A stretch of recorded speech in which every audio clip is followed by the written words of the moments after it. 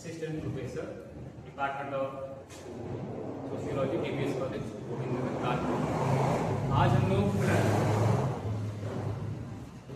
समाजशास्त्र MA 4 semester sociology का एक पेपर पढ़ाया जाता है रिलीजन एंड सोसाइटी। आज इस टॉपिक पर हम लोग डिस्कशन करेंगे। टॉपिक का नाम है हमारा धर्म की उत्पत्ति के विभिन्न सिद्धांत। दुनिया में बहुत सारे धर्म पाए जाते हैं। इन धर्मों की उत्पत्ति कैसे हुई, किन कारणों से हुई। वैसे तो सामान्य मनुष्य का मानना है कि धर्म अपने आप आया, ईश्वर अपने आप आया, लेकिन विज्ञान कुछ और मानता है। तो विभिन्न सिद्धांतकारों ने, वैज्ञानिकों ने, चिंतकों ने किन कारणों के को धर्म की उत्पत्ति के पीछे माना, उस पर डिस्कशन आज होनी है। तो मुख्य रूप से आज हम लोग 4 थिंकर्स को डिस्कस करेंगे और उनकी थ्योरीज को डिस्कस करेंगे। पहले हैं आपके E.B. टायलर ने एक थ्योरी दी थी जिसको जीववादी सिद्धांत या आत्मावाद का सिद्धांत भी कहते हैं, एनिमिज्म थ्योरी। दूसरा सिद्धांत है मैक्स मूलर का प्रकृतिवादी सिद्धांत। तीसरा है इमानुएल तुर्कीव का टोटमवाद का सिद्धांत। और चौथा है मैक्स वेबर का सिद्धांत। मैक्स वेबर भी इसमें काफी अच्छे विचार अपने रखते हैं। तो एक क्रमशः शुरू करते हैं। सबसे पहले आते हैं E.B. टायलर ने अपने जीववादी सिद्धांत, जीववादी इसको आत्मावाद भी लोग कहते हैं, एनिमिज्म थ्योरी कहते हैं। इन्होंने एक बुक लिखी थी प्रिमिटिव कल्चर बुक लिखी थी। 1871 में एक बुक लिखी गई थी और इस बुक में ही इन्होंने इसको विस्तार से बताया था, समझाया था कि कैसे हमारे समाज में धर्म का विचार पैदा हुआ। इनकी थ्योरी को आप ध्यान से देखिए, इसमें लिखा हुआ आत्मावाद। आत्मावाद का मतलब आत्मा से होता है। इस थ्योरी का जन्म ही आत्मावाद से मानते हैं। मतलब इनका मानना था कि जो धर्म जिसको आज हम देख रहे हैं, एक विकसित रूप में अपना रहे हैं, उसका पालन कर रहे हैं, ये धर्म जब शुरू हुआ था तब आत्मावाद के रूप में हमारे सामने है। मतलब इस धर्म का जो मुख्य आधार है वो क्या है? आत्मा। आत्मा को तो हम लोग मानते हैं, हमारे हिंदू धर्म में आत्मा है और दुनिया के अलग अलग धर्मों में आत्मा का विचार माना जाता है। ये माना जाता है कि शरीर है, भौतिक शरीर है, और इस भौतिक शरीर के अंदर आत्मा जैसा कुछ होता है। वो आत्मा जैसा कुछ जब तक हमारे शरीर में रहता है तब तक हमारे शरीर में प्राण रहते हैं, और जैसे ही वो आत्मा जैसा कुछ तत्व जो है, एलिमेंट है, ऊर्जा है, वो निकल जाती है, हमारा शरीर डेड हो जाता है। अब इनके सिद्धांत में 3-4 बातें कुल हैं जो समझने लायक बड़ी इंपॉर्टेंट है। अक्सर एग्जाम में भी इन चीजों को हाईलाइट करके पूछा जाता है। ये अपने सिद्धांत पहला कहते हैं कि मनुष्य के दिमाग में आत्मा जैसा विचार आया था। ये कहते हैं कि प्राचीन आदि मानव था, जो जंगली मनुष्य था, सबसे पहले तो उसी के दिमाग में आया होगा आत्मा जैसा क्या है। वो स्वप्न देखता हो। यहाँ पर स्वप्न की चर्चा करते हैं। जब हम सोते हैं तो हम स्वप्न देखते हैं। उस स्वप्न में हमारे परिजन दिखाई देते हैं। मतलब जो हमारे बीच अब नहीं है वो परिजन हमारे पूर्वज दिखाई देते हैं। मनुष्य के दिमाग में विचार आए होंगे कि जो लोग अब नहीं है, जिनका शरीर जलाया जा चुका या दफनाया जा चुका, उनका शरीर भी हमको दिख रहा है। मतलब आत्मा जैसा कुछ होता है जो मरता नहीं है। मतलब शरीर मरता है लेकिन आत्मा नहीं मरती। तो पहला विचार ये देते हैं, और यही आत्मावाद का मुख्य आधार है सिद्धांत का। आज भी हम लोग देखें तो हमारे हिंदू धर्म में भी माना जाता है कि आत्मा अजर अमर है। आत्मा न कभी मरती है न कभी पैदा होती है। वो एक शरीर छोड़कर दूसरा शरीर धारण करती रहती है। मरता तो शरीर है, जलता शरीर है, आत्मा न जलती है न मरती है। तो ये कहते हैं आदि मानव ने भी चिंतन किया होगा और उसने सोचा आत्मा जैसा कुछ होता है, उसके कारण ही मनुष्य मरता और जीता है। फिर आत्मा आ गया। अब ये कहते हैं कि प्राचीन मनुष्य का एक विकास क्रम था। जैसे हम लोग कहते हैं कि उस समय आदिवासी कबीला हुआ करते थे, कबीलाई समाज था, तो कबीलों के जो सरदार हुआ करते थे वो बड़े ताकतवर सरदार हुआ करते थे। भाई सरदार कोई ताकतवर व्यक्ति ही बनेगा, कोई कमजोर व्यक्ति सरदार थोड़ी बनाया जाएगा। जो युद्ध लड़ने में सक्षम हो, अपने कबीले की रक्षा करने में सक्षम हो, ऐसा व्यक्ति ही सरदार बनेगा। और सरदार की मृत्यु होगी, तो सरदार की मृत्यु होगी और आत्मा संबंधी विचार को हम मानते हैं। मतलब सरदार का शरीर तो मर जाएगा, जल जाएगा, लेकिन उसकी आत्मा रहेगी। तो अगर हम सरदार की आत्मा को प्रसन्न करें, उसकी पूजा करें, तो वो आने वाली लड़ाइयों में, संकटों में हमारी रक्षा करे। तो आत्मा की पूजा का विचार शुरू होता है। आत्मा की पूजा से ही आगे चलकर धीरे धीरे क्रमशः हजारों वर्ष बीते होंगे और उस विकास के क्रम में हमने आत्मा की विधिवत पूजा शुरू कर दी है। फिर भाषा का विकास हुआ होगा, ग्रंथ लिखे गए होंगे और उन ग्रंथों में उन आत्माओं को एक ताकतवर के रूप में प्रेजेंट किया गया होगा है। जो व्यक्ति हमारे बीच अब नहीं है और हजारों साल पहले वो था, उसके किस्से हमारे बीच में भी गूंज रहे हैं, सुनाए जा रहे हैं, अब तो लिखे भी जा रहे हैं। तो कहने का मतलब क्या हुआ कि वो आत्मा अब पूजनीय हो गई। आज हम उसकी पूजा कर रहे हैं, उसको हम देवता के रूप में मान रहे हैं। तो ईबी टैलर क्या कर रहे हैं कि यही से धर्म का विकास होता है। मतलब आत्मा क्या था, उसका प्रारंभिक स्वरूप था और विकसित होते होते फिर भाषा का विकास आया, फिर लेखन कला सीखी हमने, फिर ग्रंथ लिखे, पौराणिक ग्रंथ लिखे गए, नृत्य लिखे गए और इस आधार पर एक विकसित धर्म हमारे सामने प्रस्तुत होता है। तो इनका मानना है कि इस तरह से धर्म का विकास हुआ या हुआ होगा, ये अपनी थ्योरी दे रहे हैं। दूसरा आता है मैक्स मूलर। मैक्स मूलर ने एक बुक लिखी थी, sacred books of the east है, पूर्व की पवित्र पुस्तकें। इनका अध्ययन हमारे लिए खास इसलिए है मैक्स मूलर का, क्योंकि मैक्स मूलर ने भारतीय धर्म ग्रंथों का अध्ययन किया है। जो इंडियन माइथोलॉजी है, जो हमारे पौराणिक धर्म ग्रंथ हैं, जैसे वेद हो गए, पुराण हो गए, उपनिषद हो गए, गीता हो गए, रामायण हो गए, महाभारत हो गए, इनका इन्होंने बड़ी गहराई से अध्ययन किया है। इसका अध्ययन करने का मकसद क्या था? मकसद ये था कि इनके सिद्धांत का नाम है प्रकृतिवादी सिद्धांत। इनका मानना था कि धर्म का विकास प्रकृति के द्वारा हुआ है, प्रकृति के माध्यम से हुआ है। प्रकृति को आधार बना के मनुष्य ने धर्म को डेवलप किया। मतलब बेस क्या था? नेचर थी। और हम अगर देखें कि हमारा जो हिंदू धर्म है, इसको हम सनातन धर्म कह रहे हैं, इसका मुख्य आधार भी प्रकृति ही है। हम लोग विभिन्न नदियों की पूजा करते हैं, गंगा हो गई, यमुना हो गई, गोदावरी हो गई, इनको हम पवित्र मानते हैं। बहुत सारे वृक्षों की पूजा करते हैं, बहुत सारे जीव जंतुओं की पूजा करते हैं। हम लोग तो धरती को माँ कहते हैं। मतलब हमारा धर्म कैसा है? प्रकृतिवादी है। तो मैक्स मूलर को लगा कि भारत का जो हिंदू धर्म है वो प्रकृतिवादी है, और अगर हमें प्रकृति से धर्म के उत्पत्ति के बारे में जानना समझना है तो हमें क्या करना पड़ेगा? भारत के धर्म ग्रंथों का अध्ययन करना पड़ेगा। इन्होंने भारत के धर्म ग्रंथों का बहुत गहराई से अध्ययन किया और अपना निष्कर्ष प्रस्तुत किया।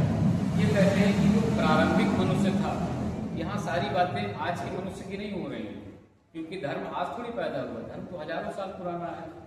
जैसे ही मानव संगठित हुआ, उसने परिवार बनाया होगा या थोड़ा बहुत संगठित रहना शुरू किया होगा, उसने धर्म का विकास किया होगा। इनका मानना क्या है मैक्स मूलर का? ये कहते हैं जब मनुष्य धरती पर आया होगा और उसके पास विज्ञान, कारण और उसका परिणाम, जो आधुनिक चीजें हैं उसके पास नहीं थी, इंस्ट्रूमेंट नहीं थे, वो शिक्षित नहीं था, उसको कारण और उसका परिणाम पता नहीं था, काज इफेक्ट रिलेशनशिप उसको नहीं पता था। और उसके सामने सूरज निकलता होगा, डूबता होगा, रात में चंद्रमा निकलता होगा, कभी नहीं निकलता होगा, कभी अमावस आती होगी, कभी पूर्णिमा आती होगी, कभी भूकंप आते होंगे, कभी सूखा पड़ता होगा, कभी भयानक बाढ़ आती होगी, तमाम सारे खतरे चुनौतियाँ उसके सामने थी। कभी बिजली भी कड़कती होगी, बिजली के गिरने से लोगों को मरते भी उसने देखा होगा। ये कहते हैं मनुष्य ने प्रकृति का रौद्र रूप देखकर भयभीत हो गया होगा। क्योंकि उसको नहीं पता है कि बाढ़ क्यों आती है, उसको नहीं पता है कि सर्दी क्यों आती है? बहुत सारे और कारण जो हैं जैसे भूकंप, उसको नहीं पता होगा। उसको तो लगता होगा कि कुछ ऐसा है जो हमारे जीवन को लेना चाहता है। तो अगर हम उसके सामने सरेंडर कर दें, अपना सर झुका दें, या उसकी हम पूजा करें, या उसकी हम आराधना करें, या उसको हम प्रसन्न करें, तो वो हमें बख्श देगा, हमारे प्राणों को छोड़ देगा, हमें जीने में सहायता करेगा। तो ये कहते हैं मनुष्य के सामने दो समस्याएं खड़ी हुई, पहला आश्चर्य और दूसरा भय। आश्चर्य और भय। आश्चर्य किस बात का था? आश्चर्य इस बात का था कि जैसे मान लीजिए चंद्र ग्रहण है, सूर्य ग्रहण है, थोड़ी देर के लिए चंद्रमा ढक गया और थोड़ी देर बाद फिर से दिखना शुरू हो गया। आश्चर्य है ये, उसके पीछे का कारण उसको नहीं पता है कि ऐसा क्यों हो रहा है, उसको तो आश्चर्य लग रहा है। सूर्य ग्रहण हुआ, सूर्य ढक गया कुछ देर के लिए, फिर निकल आया, उसको आश्चर्य लगा। प्रकृति में ऐसे बहुत सारी चीजें हैं जिसका उसके पास कोई जवाब नहीं था, आंसर नहीं था, उसने उसको आश्चर्य के रूप में लिया। और भय क्या था? जो उसके जीवन के लिए खतरनाक चीजें थी, जैसे बाढ़, सूखा, भयानक गर्मी, भयानक सर्दी, भूकंप, बिजली का चमकना, ये क्या था उसके लिए? खतरा था, भय था। तो आश्चर्य और भय, इन दो चीजों ने क्या किया?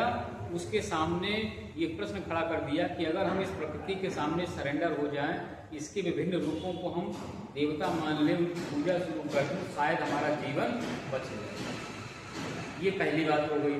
दूसरी बात, मैक्स मुलर क्या कहते हैं कि मनुष्य ने क्या किया? प्रकृति के इन विभिन्न रूपों का मानवीकरण किया है। मानवीकरण का मतलब मानव मानकर, मानव जैसा मानकर उसने पूजा शुरू की। जैसे हम लोग कहते हैं गंगा मैया, गंगा को माँ मानते हैं, धरती को माँ मानते हैं, सूर्य को हम पुरुष मानते हैं, मेल मानते हैं, फीमेल मानते हैं, उसको हम मेल मानते हैं। चंद्रमा से भी हमने कोई रिश्ता निकाल लिया। हमने प्रकृति के हर एक रूप का, चाहे सूर्य देवता हो, वायु देवता हो, ज्ञान की देवी हो, सुंदरता की देवी हो, देवी देवता का उनका हमने क्या किया? नामकरण कर दिया, मानवीय रूप दिया। मानव की जैसे मानव जैसे हैं उनको एक रूप दिया, उनकी हमने नामकरण किया और उनकी पूजा शुरू कर दी। पूजा क्यों शुरू की? उनको प्रसन्न करने के लिए, उनको खुश करने के लिए है। तो कहते हैं कि इस आधार पे क्या हुआ? आगे चलकर फिर वही बात ये भी कह रहे हैं कि भाषा का विकास होता है, मतलब व्यवस्थित भाषा। फिर लिखने की कला का विकास होता है। लिखने वाली जो कला आती है तो क्या हुआ? हमने अपनी सोची हुई बातों को लिखना शुरू कर दिया। और कोई चीज एक बार जो लिख गई वो कैसी हो गई? पौराणिक हो गई। पहले क्या, जो हमारे पास लिखने का ज्ञान नहीं था, तो जो किस्से कहानियां थे, मिथ थे, वो एक व्यक्ति दूसरे व्यक्ति को सुनाया करता था। फिर उसने अगली पीढ़ी को सुनाया होगा, फिर उसने अगली पीढ़ी को सुनाया होगा। लेकिन जब लिखने की कला हमारे पास आ गई तो हमने उनको लिपिबद्ध करना शुरू कर दिया। फिर अब कहानी सुनाने की जरूरत नहीं है, अब लिखना शुरू कर दिया। और लिखने से क्या हुआ? उनका धार्मिक महत्व बढ़ता चला गया। हजारों लाखों साल पहले हमने एक ग्रंथ देखा। वेद कितने प्राचीन है? बहुत प्राचीन है। वेद बार बार क्यों लिखे गए? एक बार जो लिख दिया, जिस किसी ने भी लिखा होगा, लिख दिया तो लिख दिया, अब वो हमारे लिए पवित्र है। तो कहते हैं कि इसी आधार पे धर्म का विकास हुआ। ठीक, अब हम लोग आते हैं तीसरी थ्योरी पे, इसको हम लोग कहते हैं टोटमवाद का सिद्धांत।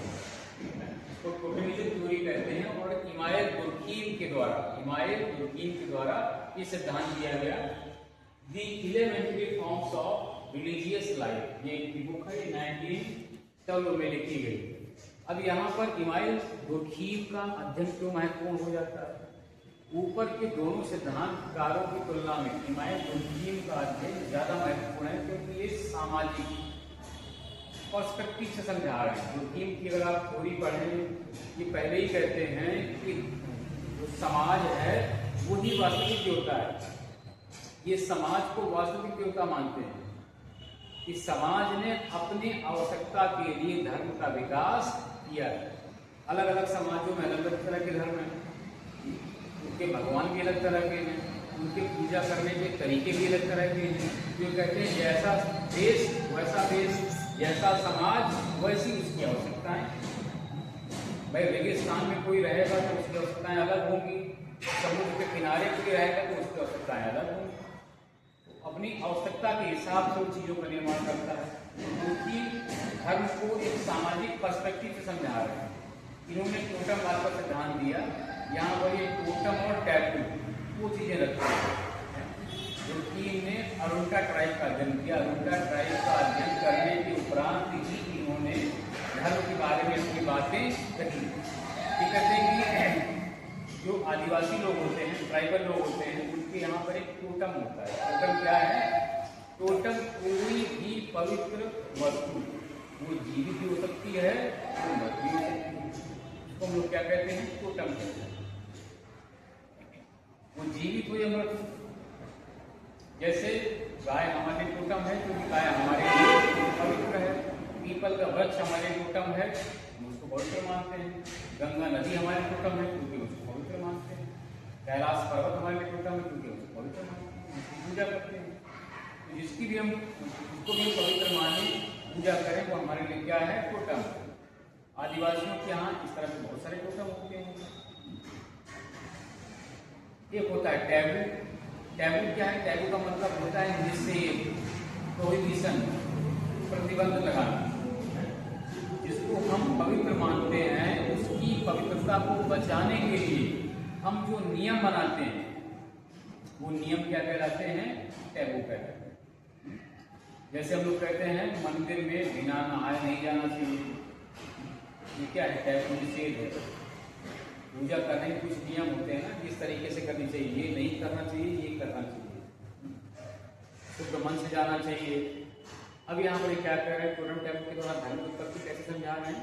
यहाँ पर कुछ और बातें ऐड करनी पड़ेगी। ये कहते हैं प्रकृति में जो कुछ भी है उन सबको दो भागों में बांटते हैं। पहला क्या है? साधारण, और दूसरा क्या है? पवित्र। ये कहते हैं जिनका संबंध पूजा से है, धर्म से है, प्रार्थना से है, वो सब क्या है? पवित्र है।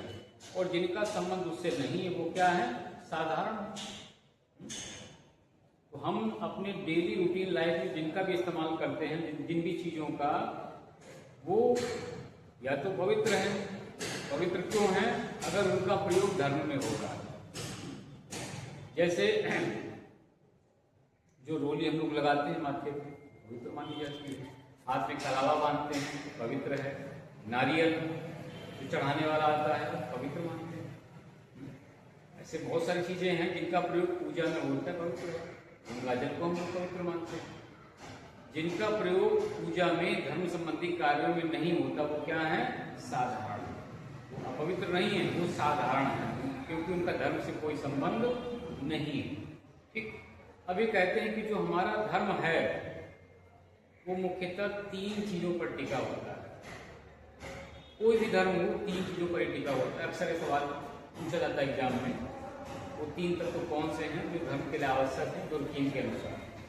तो पहला क्या कहते हैं? विश्वास, दूसरा कर्मकांड, रिचुअल्स, और तीसरा नैतिकता, मोरालिटी।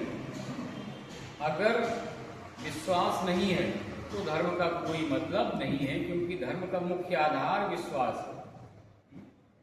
धर्म को प्रमाणित नहीं किया जा सकता, ये तो विश्वास पर आधारित है। गंगा नदी हमारे लिए पवित्र है, दुनिया के लिए नहीं होगी तो नहीं, हमारा विश्वास है। हम गाय की पूजा करते हैं क्योंकि हमारा विश्वास है, दुनिया ना माने तो ना माने। मतलब धर्म क्या है? विश्वास पर टिका हुआ है। अगर आपको विश्वास ही नहीं कि ईश्वर है तो फिर आपकी पूजा का कोई मतलब नहीं है। तो पहला क्या है धर्म के लिए जरूरी? विश्वास का होना, ईश्वर है, उसके नियम है, वो हमें देख रहा है। दूसरा क्या है? कर्मकांड, रिचुअल्स। जब किसी भी धर्म को जो जिसको आप मानते हैं, उसको मानने के कुछ तरीके होते हैं। जिन विधियों के द्वारा आप प्रार्थना करते हैं, अपने ईश्वर को प्रसन्न करते हैं, उसकी आराधना करते हैं, तो विधियां ही क्या कहलाती हैं? रिचुअल्स कहलाती हैं। जैसे हम लोग पूजा करते हैं, आरती गाते हैं, घंटी बजाते हैं, फूल चढ़ाते हैं, किसी धर्म के मानने वाले लोग नमाज पढ़ते हैं, कहीं पर जाकर चर्च में लोग मोमबत्ती जलाते हैं। उनके लिए क्या है? रिचुअल्स है। तो हर धर्म में रिचुअल्स का होना जरूरी है। बिना रिचुअल्स के धर्म में मतलब कोई कोई तरीका तो आपके पास होगा जिससे आप पूजा पाठ करेंगे। उनका तरीका अलग है, हमारा तरीका अलग है, लेकिन तरीका तो उनका भी है, हमारा भी है। ये क्या है? कर्मकांड, रिचुअल्स। तीसरा क्या है? नैतिकता, मोरलिटी। अगर धर्म से आप नैतिकता निकाल दें तो फिर धर्म का कोई मतलब नहीं बचता है। दुनिया में कोई धर्म कहता है कि चोरी करो, डकैती डालो, दूसरे को मारो, गरीब को सताओ। दुनिया के सारे धर्म आपको अच्छी बातें सिखाएंगे। सारे धर्म कहेंगे चोरी करना पाप है, झूठ बोलना गलत है, कमजोरों की मदद करो, गरीबों की सहायता करो। सारे धर्म आपको दुनिया की सारी अच्छी बातें सिखाएंगे। मतलब धर्म में मॉरलिटी, नैतिकता का होना बहुत जरूरी। बिना मॉरलिटी के धर्म संभव नहीं। ठीक, अब आते हैं इनको कंक्लूड करते हैं इमानुएल कीम को कि ये कैसे समझा रहे हैं कि धर्म कैसे पैदा हुआ। टोटम टैबू, ये कहते हैं एक आदिवासी कबीले का टोटम कुछ दूसरा है और किसी दूसरे आदिवासी कबीले के टोटम कुछ दूसरा होगा और तीसरे का तीसरा होगा। हजारों आदिवासी कबीले हैं, सबका अपना अपना टोटम होगा। ठीक, उस टोटम की पवित्रता को बचाने के लिए क्या हुआ? टैबू बना दिए, मतलब निषेध बना दिए। कोई बाहरी व्यक्ति उनको ना छुए, इसलिए हमने बाहरी व्यक्तियों के अपने समूह में प्रवेश पर प्रतिबंध लगा दिया। अपने देवता को, जिसको भी प्रतीक रूप में हम देवता मानते हैं, उसको छूने पर बाहरी लोगों के लिए प्रतिबंध लगा दिए। आगे फिर धीरे धीरे भाषा का लेखन कला का विकास हुआ, फिर चीजें डेवलप होती चली गई। मतलब विकास क्रम में वो चीजें और बेहतर होती चली गई और आज हम एक विकसित धर्म के रूप में चीजों को देख रहे हैं। लेकिन प्रारंभिक स्वरूप तुर्कीन के अनुसार धर्म का यही माना जाता है। सारे धर्मों की शुरुआत इनके अनुसार इसी तरीके से। ठीक, अब आज के डिस्कशन का जो अंतिम टॉपिक है वो डिस्कस कर ले हम लोग, मैक्स वेबर। ठीक, मैक्स वेबर ने भी धर्म की उत्पत्ति के बारे में कुछ विचार दिए हैं। आप लोग पढ़ेंगे कि मैक्स वेबर क्योंकि ये सामाजिक पर्सपेक्टिव से देखते हैं धर्म को। सामाजिक पर्सपेक्टिव से मतलब होता है कि धर्म कैसे पैदा हुआ, उसके पीछे समाज का क्या रोल है। आत्मा जैसा विचार से समाज को मतलब नहीं है। ये थोड़ा सा वैज्ञानिक दृष्टिकोण से समझाने का प्रयास कर रहे हैं और कह रहे हैं कि धर्म क्या सोचता है इसके बारे में, धर्म के बारे में समाज क्या सोचता है। एक एंगल था इमानुएल कीम का, दूसरा एंगल है किसका? Max weber. मैक्स वेबर ने दुनिया के 6 धर्मों का अध्ययन किया। याद रखिए, जो स्टडी है दुनिया के 6 धर्मों पर आधारित है। इन्होंने हिंदू धर्म का अध्ययन किया, ईसाई धर्म का अध्ययन किया, इस्लाम का अध्ययन किया, जो बौद्ध धर्म है उसका अध्ययन किया, जो यहूदी धर्म है जुडाइज्म उसका अध्ययन किया और जो चीन का प्राचीन धर्म है उसका भी अध्ययन किया। इस तरह इन्होंने दुनिया के 6 धर्मों का अध्ययन किया। और भारत का जो धर्म का अध्ययन मतलब हिंदू धर्म के अध्ययन करने के पश्चात उन्होंने बुक लिखी थी रिलीजन ऑफ इंडिया। अब देखते हैं मैक्स वेबर क्या समझाते हैं। मैक्स वेबर का मानना था कि जो ईसाई धर्म है, ईसाई धर्म को एक बेस मानते हैं, ईसाई धर्म को बेस मानते हैं। ईसाई धर्म के 2 शाखाएं हैं। आप अगर देखें तो दुनिया में जितने भी धर्म हैं उनमें अंदरूनी तौर पर कुछ न कुछ मतभेद देखने को मिलेगा। चाहे बौद्ध धर्म हो, चाहे आपका जैन धर्म हो, हिंदू धर्म हो, मतलब बहुत सारे अंदर से, बाहर से होंगे लेकिन अंदर से कुछ अलग अलग मत आपको देखने को मिलेंगे। हिंदू धर्म के बहुत सारे मत देखने को मिलते हैं। जो ईसाई धर्म है उसके भी 2 मत हैं, 2 शाखाएं हैं। एक आपका कैथोलिक शाखा है और दूसरी आपकी प्रोटेस्टेंट शाखा है। कैथोलिक और प्रोटेस्टेंट। जो कैथोलिक हैं इनके अनुसार, मैक्स वेबर के अनुसार कहते हैं कैथोलिक शाखा को मानने वाले जो लोग हैं वो अपने विचारों में कैसे हैं? कट्टर। वो लिबरल नहीं, कट्टर है। मतलब जो ईसाई धर्म की प्राचीन पुस्तकों में हम कहें बाइबल में जो लिखा गया है, जैसा लिखा गया है उसको उसी रूप में पालन किया जाए, ऐसा इनका मानना है। मतलब जो कैथोलिक शाखा होती है वो अक्षर सा वैसी चीजों को मानती जैसी वो प्राचीन धर्म ग्रंथों में लिखी गई। लेकिन जो प्रोटेस्टेंट शाखा है वो क्या है, वो समय के साथ चीजों को परिवर्तित मानती है। मतलब चीजें वही हैं लेकिन समय के अनुसार खुद को कुछ बदल लिया जाए ताकि सर्वाइवल आसान हो। ये कहते हैं कि जो कैथोलिक शाखा है इसके मानने वाले लोगों ने कम विकास किया,